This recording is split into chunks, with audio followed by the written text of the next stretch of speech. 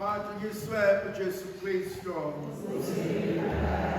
Thandwa zami ngifisa ukuba sibuke Evangeli Mark chapter 2 from verse 1 to verse 12.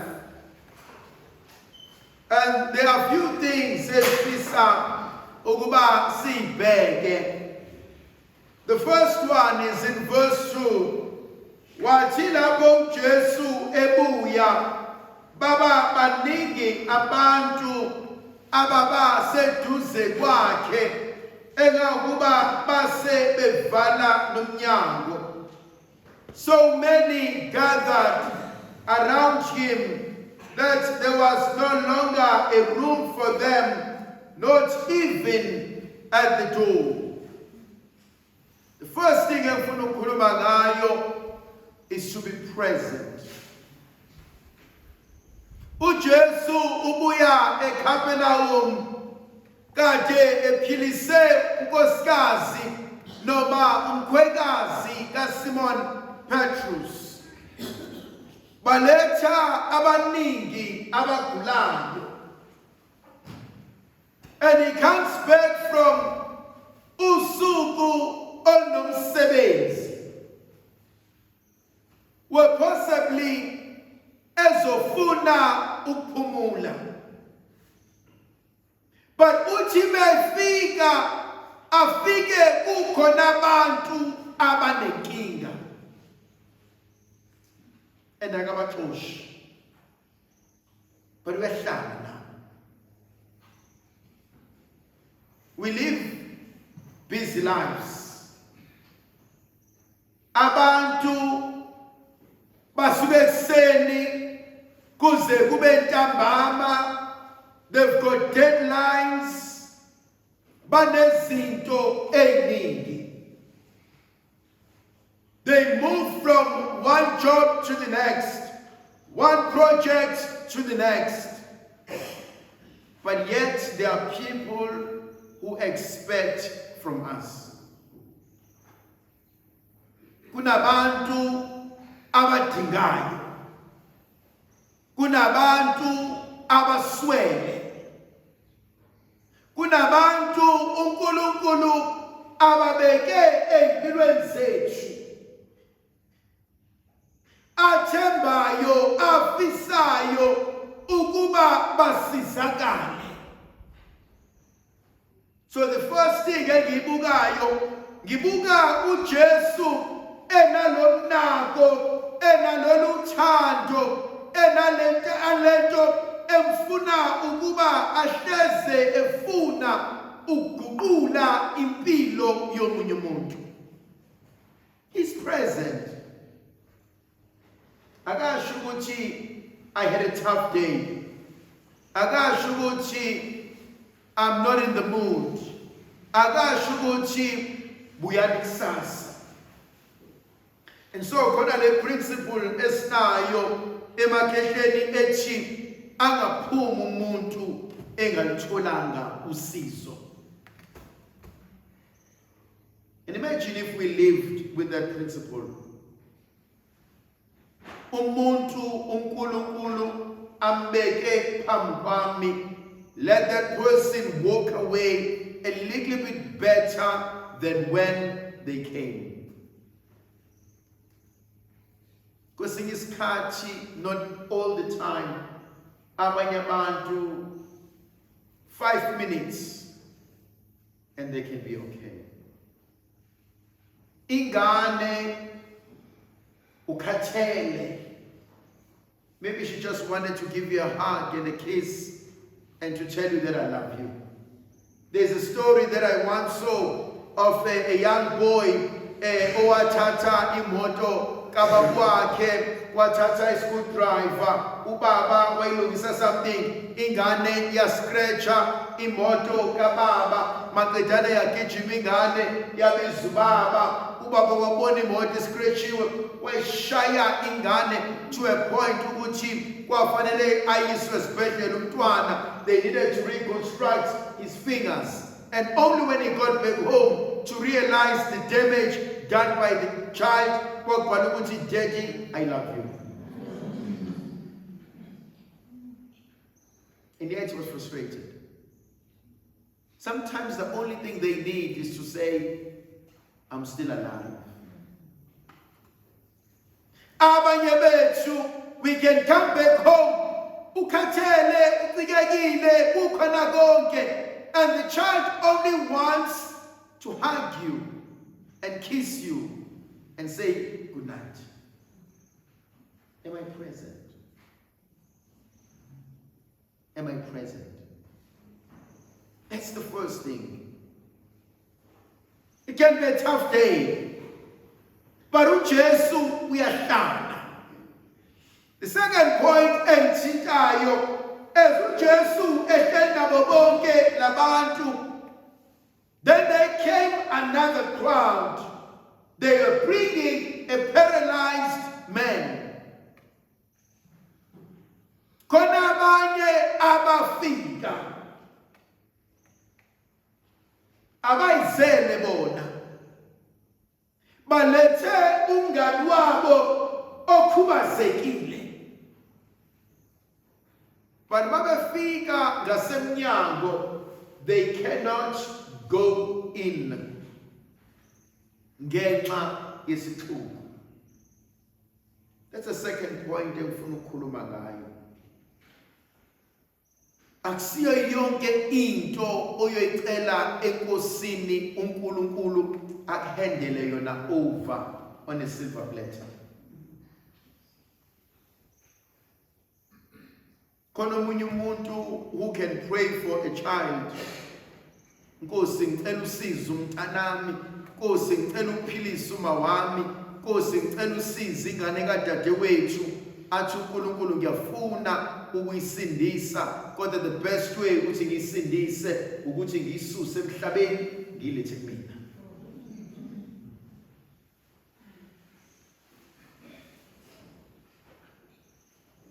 Sometimes you want to go through the door, but the door is closed.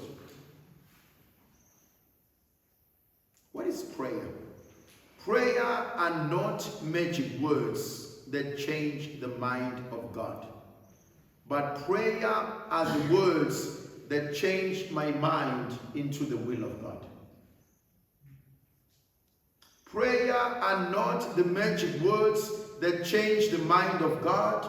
Prayer are my words that change my heart into the will of God. Kwesinye isikhathi uNkulunkulu uzofika kuthina in one of these three words. Yes, no, maybe. Am I able yini to accept? And so mabefika emnyango, they realize this seems impossible. Akwenzeki. Baningi abantu emhlabeni abafika kuleso sigaba sokuthi akwenzeki. Nanti nje angikwazi ukulisusa. And they walk away. They give up. I often say lento emakhehleni khona umuntu ohluke kabili noma kathathu, khona umuntu odubayo. Abantu abahlezi beduba ave ingozi ngoba nabantu ohamba nabo ave beshesha ugive up badube bakushiye uwedwa. Khona omunye umuntu othi mina angincengile ave ingozi lowo muntu, because kwesinye isikhathi into ibisizokwenzeka kodwa wena wangenwa inkonzo yokuthi kakade angincengile, and you lose that in the process. Khona omunye umuntu okwazi ukuhlonipha umuntu hayi ngoba nakho engumuntu, but umhlonipha ngoba nakho esezwile ukuthi ungubani, unani, angamenzelani. Kodwa ebuhlungu ngempilo. The greatest keys of our success lies not in the most powerful people, lies kubantu esibabukela phansi. Uthola ukuthi inkinga obhekene nayo uzoyisizwa umuntu obukade ungamnake ishukumnaka. Uthi uhlele ekhaya une degree, unemsebenzi yakho, ushada umuntu onama degree, onemsebenzi yabo, nitshelwe ubaba oklina ingadi ukuthi wakwanothizana ukuthi wena nomyeni wakho makwenzeka ukuthi nokuthi niyaxabana, athi indaba nixabana makunje, athi lesi sihlahla nesitshale phakathi kwekhaya. And then we judge uhlale kakhulu, athi akususe mama, akususele sona, and things go back to normal. Khona ezinye izinto empilweni ezisilimazayo because sisuke saweya abantu sabakhala. Khona omunye umuntu othi usibanibani akekho eklasini nami, akekho kwi-status sami, akekho kwizinga lami, ayikho into engayikhuluma nento enje.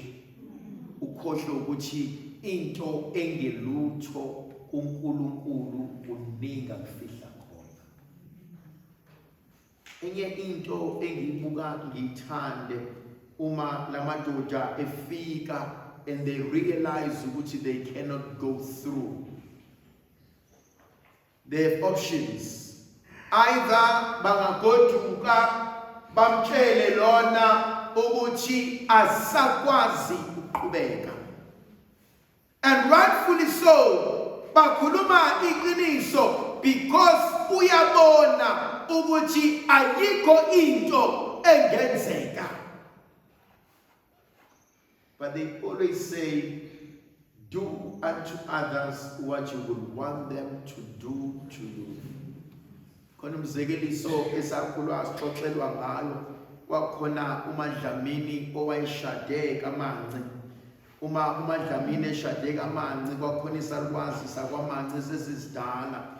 uMadlamini eshade lo baba wakwaManci, kodwa uMadlamini engamthandi uManci. Njalo uma kukhona into uMadlamini ayenzayo, ugogo wakwaManci wayethi ngiyabonga mntanami, awenzeli mina, wenzela umndeni wakho.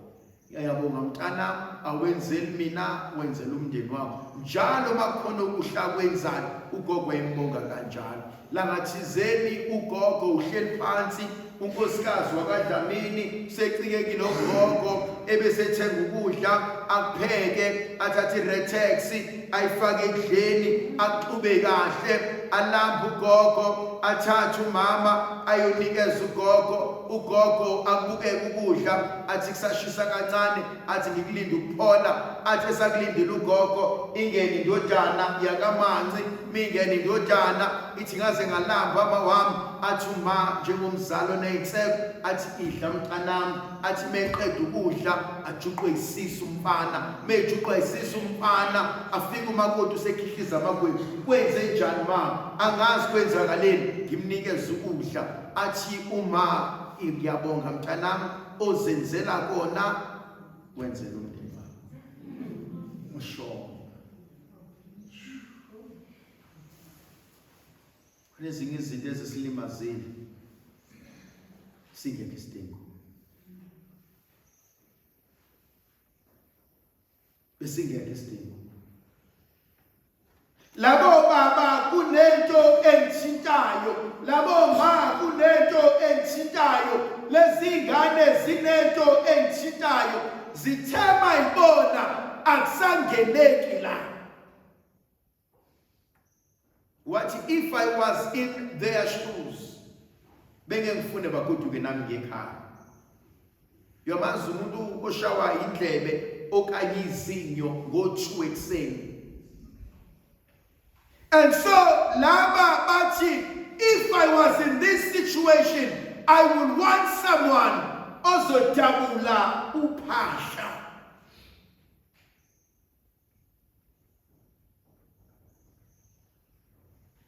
Akubheka situation oke wadlula kuyona, bese uyayibuza ukuthi ube khona ozothi ngingadela konke ukuze ukwazi ukukusiza kulento obhekene nayo.